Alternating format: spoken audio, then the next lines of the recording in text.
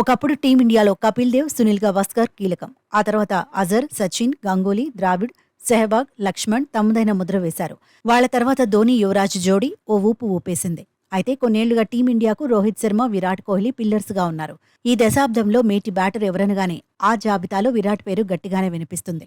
అయితే ఏడాదిగా మాత్రం కోహ్లీపై రోహిత్ శర్మ ఆధిపత్యం కనిపిస్తోంది. 2023 ఆగస్టు 21 నుంచి 2024 ఆగస్టు 21 వరకు లెక్కలు చూస్తే హిట్ మ్యాన్ ఎక్కువ పరుగులు చేశాడు. ఈ కాల వ్యవధిలో కోహ్లీకి, రోహిత్కు మధ్య ఏకంగా 500 పరుగుల అంతరం ఉంది. ఏడాది కాలంలో 3 ఫార్మాట్లలో కలిపి టీమిండియా తరపున హిట్ మ్యాన్ టాప్ స్కోరర్గా ఉన్నాడు. 38 మ్యాచ్ల్లో 1867 పరుగులు చేశాడు.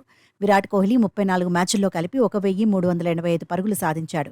అయితే సెంచరీల్లో విరాట్ ముందున్నాడు. కోహ్లీ 5 సెంచరీలు సాధించగా రోహిత్ ఖాతాలో 4 సెంచరీలున్నాయి. ఏడాది కాలంలో ప్రతి ఫార్మాట్లోనూ హిట్ మ్యాన్ అన్స్టాపబుల్ అనిపించుకున్నాడు.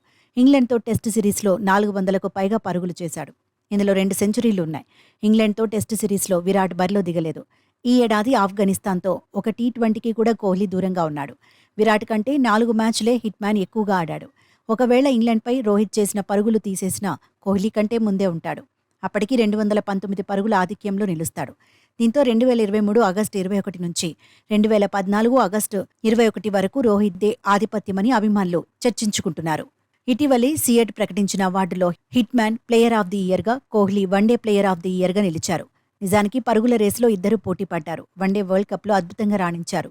ఒకరు అగ్రెసివ్గా ఆడితే మరొకరు యాంకర్ రోల్ ప్లే చేశారు. టీమిండియా వరుసగా 10 విజయాలు సాధించడంలో కీలకంగా నిలిచారు. నవంబర్ 19న జరిగే వన్డే వరల్డ్ కప్ ఫైనల్లో హార్ట్ బ్రేక్ అయిన టీ20 వరల్డ్ కప్లో ఆత్మవిశ్వాసంతో బరిలో దిగారు. టోర్నీలో రోహిత్ నిలకడగా రాణించాడు. ఆస్ట్రేలియాపై చేసిన 92 పరుగుల ఇన్నింగ్స్ టోర్నీకే హైలైట్గా నిలిచింది. ఫైనల్లో కోహ్లీ కొట్టిన పరుగులు టీమిండియా విజయంలో కీలకమయ్యాయి. ఏడాది కాలంలో స్టార్లిద్దరూ అభిమానులను ఎంటర్టైన్ చేశారు. మొత్తంగా టీమిండియాకు ఇద్దరు కీలకమే అని ఎక్స్పర్ట్స్ చెబుతున్నారు.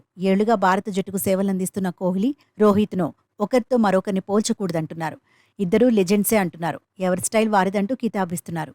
ఆస్ట్రేలియా, ఇంగ్లాండ్ గడ్డపైన కోహ్లీ, రోహితే టీమిండియాకు ప్రధాన ఆయుధాలంటున్నారు. ఛాంపియన్స్ ట్రోఫీలోనూ భారత్కు కీలక ఆటగాళ్లని తేల్చి చెబుతున్నారు.